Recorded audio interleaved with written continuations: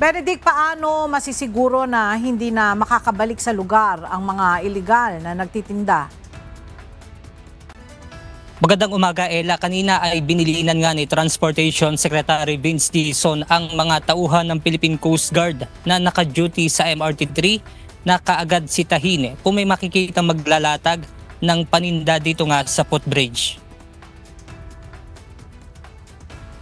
Nag-inspeksyon kanina umaga sa EDSA Station ng LRT Line 1 sina Secretary Dizon kasama si MMDA Special Operations Group Strike Force Head Gabriel Go.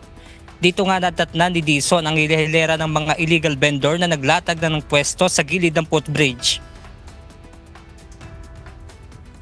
Aminado naman sila, nakakaawa din naman, no, na kailangan nila maghanap buhay. Pero ang problema, hindi na i-enforce. No? Alam naman nila na hindi sila dapat nandun. No, so ngayon, ang instruction ko, ang MMDA nandito, nagpapasalamat tayo sa MMDA, kay Chairman Don. Ang problema kasi nila, papaalisin nila, tapos babalik.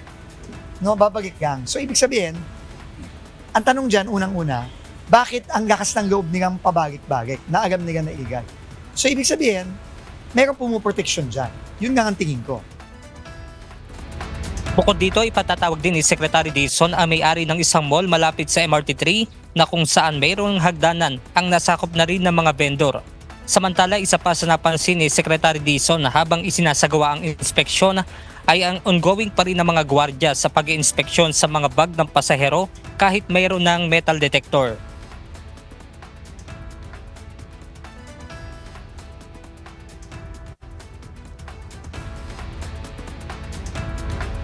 Tinanggal nga natin yung x-ray, yung mga gwardiya naman ng LRT1, binubuksan isa-isa yung mga hindi na dapat, kaya nga may metal detector na tayo. Diba? So, ang gusto ko lang, kung ano yung ginagawa sa MRT3, consistent yung implementation. So, I'm asking LRMC to go to MRT3, which is right beside you, and see what they're doing and follow what they're doing. We cannot have different executions sa mga linya. Kaya nagkakapiga-piga dun.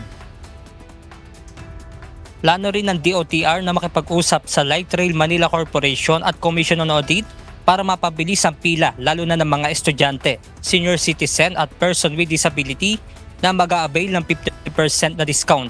Sa mga istasyon kasi ay kailangan pa nila mag-fill out sa papel na kung kaya't saan tumatagal ang pila ng mga ito. Kanina rin ay nakipagpulong si Secretary Dizon sa nangangasiwa nitong BIP para naman maresolba na itong mga issues sa BIP cards. At yan muna ang ating update mula rito sa Pasay City. Balik sa iyan, Ella. Maraming salamat, Benedict Samson.